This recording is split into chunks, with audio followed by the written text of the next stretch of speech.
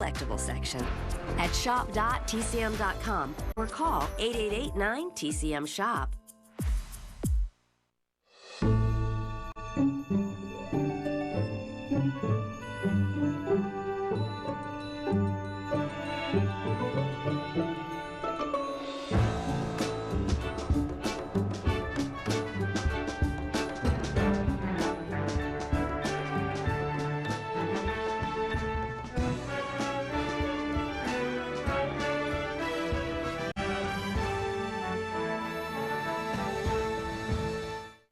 Hi, I'm Robert Osborne. All week long on TCM, we've devoted our programming to John Wayne. Wayne is our star of the month this April, and since Monday at 8 p.m. Eastern, we've been showing nothing but films starring the Duke, and that's going to continue until 10:15 a.m. next Saturday morning. Non-stop movies with the Duke. And back again, as he has been all week in the primetime hours, is my co-host for this Wayne Festival, Scott Iman. Welcome again, Scott. Thanks, Bob. Now, next up for us is a movie John Wayne made with one of the great directors, Cecil B. DeMille. It's an adventure set in the Florida Keys called Reap the Wild Wind, released by Paramount Pictures in 1942, and starring in order of their billing, Ray Milland, John Wayne, and Paulette Goddard. Now, how did he get involved in this film? Wayne had tried to get a tryout with DeMille for The Plainsman, for the part of Buffalo Bill. And DeMille had basically interviewed him while he was walking to the commissary. He wouldn't give him like a sit-down interview. DeMille was walking to the commissary, and Wayne walked with him to the commissary. And DeMille said, "You did the big trail, didn't you?" And Wayne said, "Yes, sir." And DeMille said, "Well, that was a long time ago, wasn't it?" And Wayne said, "Well, I've been making cheap westerns, learning how to deliver bad dialogue. I'd like the chance to deliver some good dialogue." And DeMille, there was no way DeMille was going to hire John Wayne in 1936 to do The Plainsman, opposite Gary Cooper. So a few years go by, and Stagecoach comes along, and Long Voyage Home comes along, and suddenly John Wayne is the hot leading man.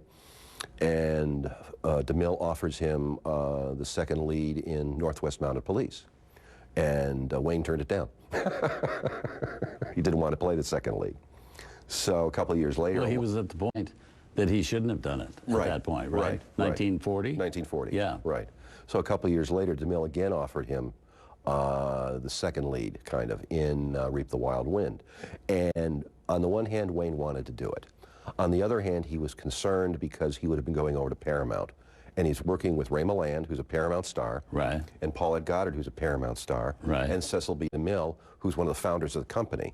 And he figured if anybody was going to suffer in this particular group, it was going to be John Wayne. And since he was playing a kind of sympathetic, heavy part, he didn't want to lose any of the status he'd been accruing since Stagecoach. Right. So he asked DeMille to promise that he wouldn't shortchange Wayne in the treatment of the film, that Wayne would get some decent build-up and a sizable performance, and he wouldn't cut away from him and give all the good scenes to Ray Milland. Right.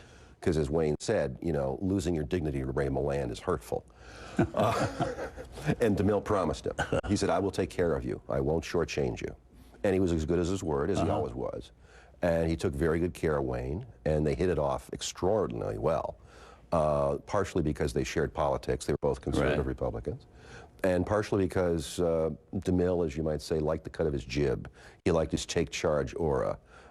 Even though he generally didn't like actors who were type A personalities, he really liked Wayne and gave him a great deal of freedom in terms of selecting his own wardrobe and scarves and things like that. And you say in here they had lunch together every day. Oh yeah, which is also very unusual. Right. DeMille didn't eat with actors, except special actors, actors that he really liked, actors that had, you know, the sword fall on their shoulders. Those are the only actors DeMille. But if you're going to play a second lead in a film, this would be one that would be quite okay because it's such a big, imposing movie. And he does have a very, very important part in it. Oh, yeah. Well, let's see the film. Here from 1942, the sea epic, Reap the Wild Wind.